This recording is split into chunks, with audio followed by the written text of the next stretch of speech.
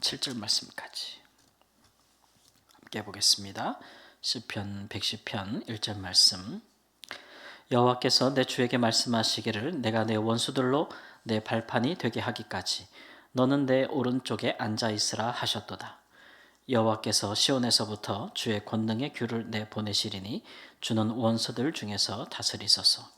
주의 권능의 날에 주의 백성이 거룩한 옷을 입고 즐거이 헌신하니 새벽 이슬 같은 주의 청년들이 주께 나오는도다. 여호와는 맹세하고 변하지 아니하시리라. 이르시기를 너는 멜기세덱의 서열을 따라 영원한 제사장이라 하셨도다.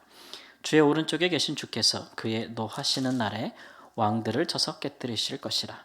문나라를 심판하여 시체로 가득하게 하시고 여러 나라의 머리를 쳐서 깨뜨리시며 길가의 시냇물을 마심으로 그의 머리를 드시리로다. 아멘. 시편 110편은 그 유명한 다윗의 아주 중요한 메시아 시편입니다.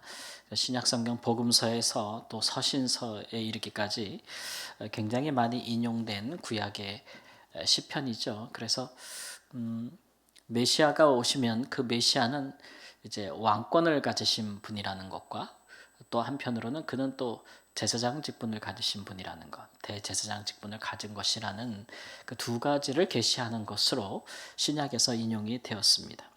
먼저 왕권이라 하면 이제 하나님께서 다윗이 이제 계시로 받은 건데, 그래서 다윗 왕을 왕이지만 우리가 이제 선지자로 보는 이유가 이런 까닭이죠. 그가 하나님의 말씀을 들은 적이 꽤 있는 것이에요. 그래서 하나님께서 다윗의 주에게 말씀하시기를 내가 내 원수들로 내 발판이 되기까지 너는 내 오른쪽에 앉아 있으라 하셨도다, 이런 얘기입니다. 그러니까 성부 하나님께서 메시아를 향하여 가르쳐 말씀하시기를 내 오른편에 앉아 있으라. 내가 모든 원수들을 너의 발등상이 되게 하겠다, 이렇게 이제 말씀하셨다는 겁니다. 발판. 이제 이것은 옛적의 왕들은 다 이게 보좌가 있지 않습니까? 근데 보좌의 아래에 왕이 발을 놓는 곳에 그 왕이 다스리고 있는 나라와 민족들의 이름을 쭉 열거해 놔요. 그러니까 적어놓은 거, 새겨놓은 거죠. 그 발판에 자기 발을 이렇게 얹는 겁니다. 고대 근동에는. 그래서 자기의 왕권이 어디까지가 미치고 어느 나라 어느 민족까지가 자기의 그 통치력 안에 있는지를 이제 나타내는 것이죠. 그래서 이제 하나님이 그렇게 하신다는 거죠. 하나님이 보내실 메시아의 발판에 원수들의 이름을 다 넣게 하시고 그 발판이 되게 하기까지 너는 내 오른쪽에 앉아 있으라, 이렇게 말씀하신 것은 원수들을 다 이렇게 누르게 하시는 것, 승리하게 하시는 것, 정복하게 하시는 걸 누가 하신다는 거냐? 그러면 하나님이 하신다는 거예요. 근데 그거를 메시아가 직접 하지는 않는다는 거죠. 그러니까 원수들이라고 했으니까 원수 갚는 거는 하나님이 하시고 아들 메시아는 하지 않는 거예요. 그래서 우리가 볼 때도 그 복음서를 보고 예수님의 공생애를 보면 메시아가 이 땅에 오셨을 때에 그를 대적하는 사탄 마귀도 있고 또 귀신들도 있고 또 그를 대적하는 많은 그 권세자들이 있었잖아요. 그러나 예수님께서 그들의 원수를 그렇게 직접 그 다윗이 그렇게 한 것처럼 칼을 들고 그 대적들을 정복하고 죽이고 이렇게 하지 않으셨다고요. 그렇죠? 예수님은 사랑으로 사셨고 그 다음에 그 모든 것들을 이제 이기시고 또 그 모든 것의 원인이 되는 죄, 그 모든 것에 있는 배후에 있는 사탄, 마귀, 이런 것들을 이제 누르시고 승리하게 하시면서 예수님을 이제 죽음을 딛고 이기셔서 하나님 우편에 승천하셔서 부활하시고 승천하셔서 승귀, 예수님의 오른편에 앉게 하신 분은 하나님이시다라는 것들로 우리가 이제 성취된 것을 볼 수가 있습니다.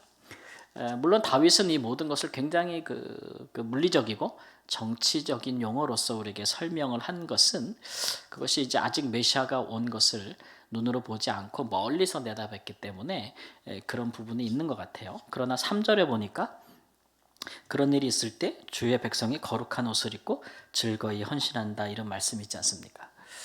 근데 이제 이 다윗의 계시가, 메시아에 대한 계시가 정말 정치적이고 정말 군대를 가지고 이게 정복해 가지고 그렇게 이루어지는 메시아 나라라고 하면은 그의 백성들이 나올 때에 어떻게 나오겠어요? 이 메시아 왕이 딱 나갈 때 이거 원수들을 탁 할 때 다 군복 입고 나가야 될 거 아니에요. 싸우러. 그렇죠? 예, 근데 그런 모습이 아니잖아요. 거룩한 옷을 입고 즐거이 헌신한다는 얘기는 이거 꼭 그 뭐 할 때 나가는 모습이냐면 이제 성전에 올라갈 때, 제사 드리러 갈 때, 찬양하면서 성전에 올라갈 때 하는 모습이니까 뭔가 이 모양새는 굉장히 정치적이고, 그리고 또 군사적인 어떤 그런 힘을 가진 왕으로 묘사하고 있지만 실제 그를 따르는 백성들은 즐거이 제의적인 모습으로 그를 따르고 있다라는 것들을 이제 보여주고 있어서 예수님의 메시아로서 예수님께서 오시는 것이 정치적이지 않다라는 어떤 그런 것들을 좀 보여주고 있는 것이죠. 요즘 이제 전쟁이 시작됐잖아요. 근데 보면 뭐 상대에게 쓰는 말들이 성경적인 용어를 많이 쓰더라고요. 그러니까 막 미국이 이란을 공격할 때 보면은 뭐 뱀의 머리를 밟았다, 막 이렇게 이스라엘이 쓰는 표현들이 그래요. 막그 뱀의 머리를 밟았다, 뭐 그런 거 다 성경적인 용어들이잖아요, 그렇죠?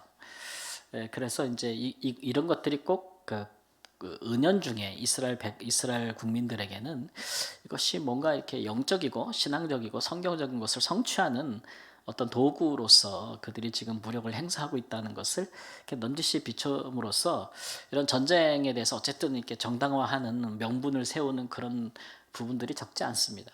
항상 여쪽에도 지도자들은 항상 그랬어요. 뭔가 이렇게 전쟁을 일으키면 명분이 필요한데 그 명분을 가져올 수 있는 가장 좋은 것은 그게 신앙이거든요. 그게 종교예요. 예, 그렇게 갖고 오게 되면은 지지를 받을 수 있고 힘을 한 군데로 모을 수 있기 때문에 좀 그런 부분이 있죠.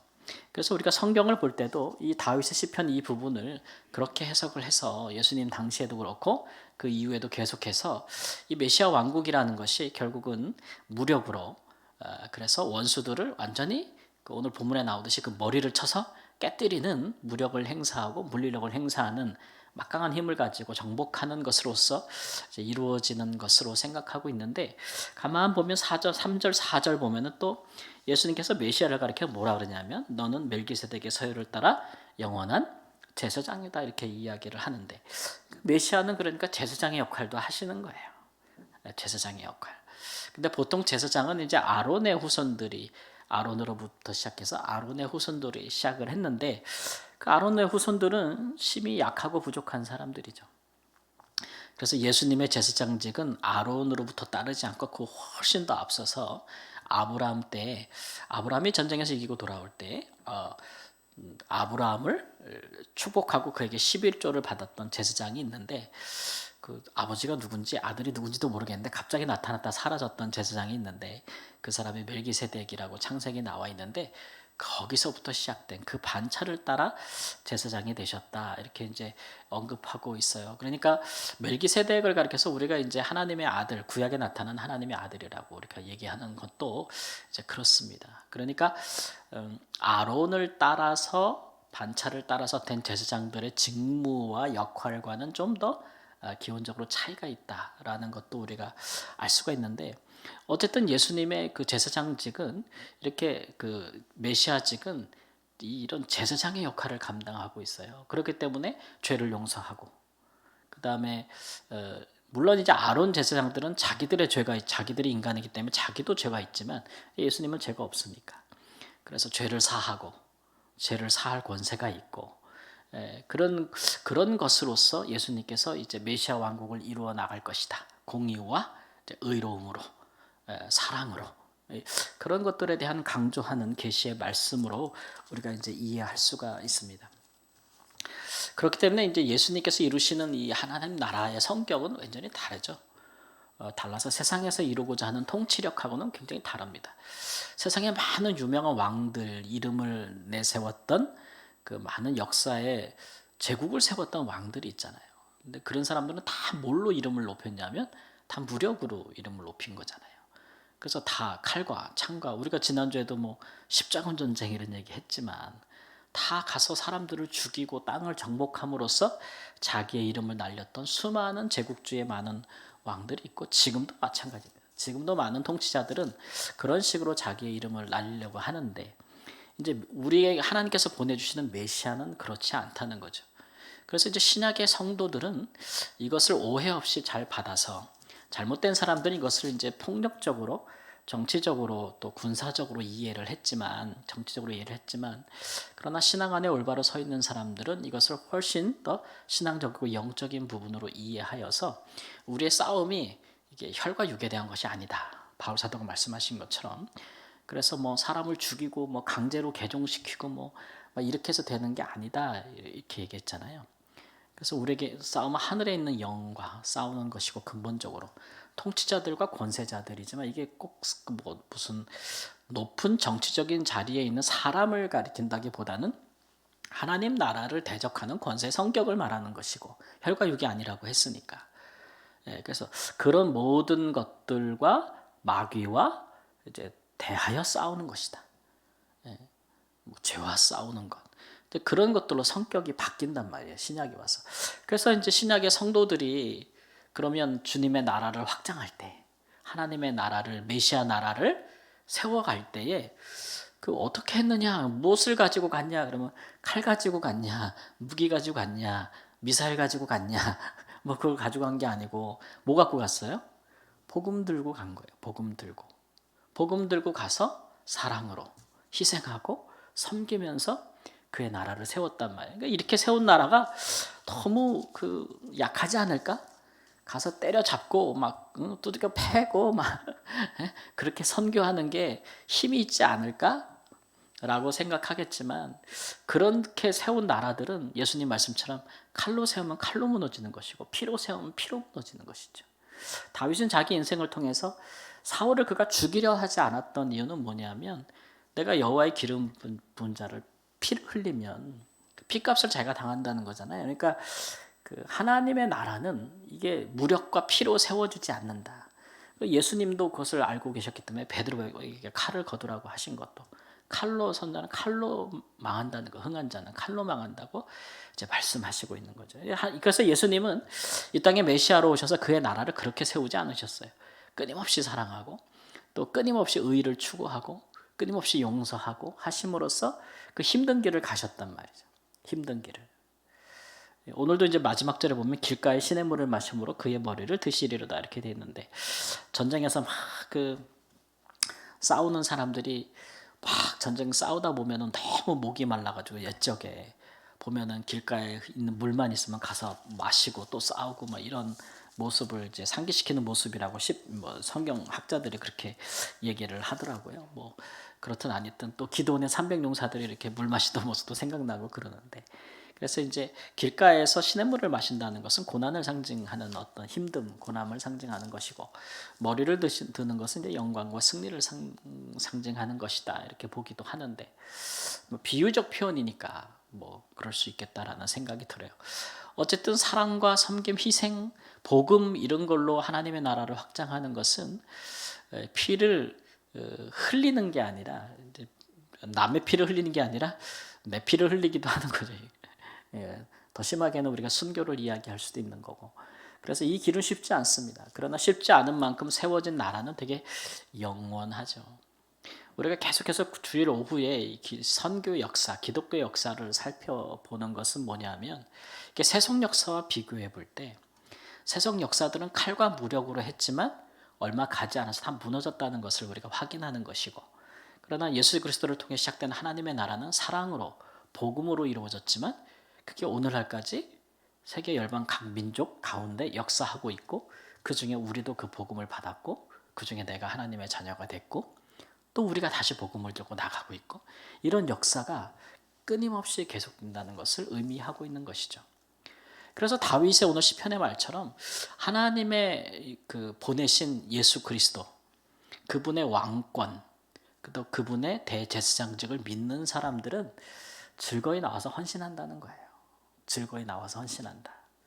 예수님이 통치하시고 예수님이 또 우리의 연약함을 담당하시기 때문에 그의 힘도 믿고 그의 능력도 믿고 또 그의 사랑과 그의 돌보심도 믿고 그래서 이 왕과 대제사장직을 갖고 계신 예수님을 굳게 믿는다면 그의 나라의 백성으로서 우리가 즐거이 나와서 헌신하지 않겠는가. 뭐 군복 입고 하는 거 아니고 거룩한 옷을 입고 즐거이 헌신하면서 즐거이 하지 않겠는가라고 하는 것이죠. 그래서 20편, 110편을 부르는 백성들에게 주의 나라를 위해서 헌신하라는 굉장히 많은 독려를 다윗이 하고 있는 것이라고 생각을 합니다. 지금도 우리가 부르고 있는 많은 찬양들 중에는요, 이렇게 하나님의 나라를 위해서 헌신하고 복음과 주의 나라를 위해서 기꺼이 자기 자신이 자발적으로 자신이 이렇게 소명을 갖고 나아갈 것을 격려하고 독려하는 찬양들, 찬송가들 참 많지 않습니까? 그러니까 같은 의미라고 보시면 됩니다. 이런 찬양들은 힘이 있어서 부르는 자들에게 그 말씀과 그 찬양의 말씀에 기대고 그다음에 그 찬양에 성령의 은혜가 있어서 그렇게 하나님께 헌신하는 사람들 많죠. 근데 대부분 우리가 생각할 때 아유 근데 그렇게까지 믿나 이렇게 하고 하는 사람들 있잖아요. 아유 그렇게까지 해. 막 이렇게 적당히 믿지 막 이렇게 생각이 들 정도로 열심히 하는 분들을 보면은 이게 그냥 사람의 마음으로 하는 건 아니고 정말 이렇듯 그 다윗이 이렇게 사로잡혔던 계시의 말씀처럼 뭔가 하나님의 말씀에 사로잡히거나 혹은 그것으로 인해서 하나님의 은혜에 사로잡힌 사람들, 성령의 부르심에 이제 사로잡힌 사람들은 그런 일들을 하게 되죠. 그런 은혜가 여전히 우리 가운데 있다는 것을 우리에게 말씀하고 있는 것이고 또 그것이 모든 하나님의 교회에 독려되어지는 그런 것이다. 어느 시대에나 라는 것들을 생각하고 오늘도 우리가 그 은혜 가운데 있음을 생각하고 또 그것을 우리가 계속 해야 된다는 것도 한번 돌아보고 그렇게 해서 우리의 신앙의 바른 방향을 찾을 수 있는 은혜가 있기를 예수님의 이름으로 축원합니다. 아멘.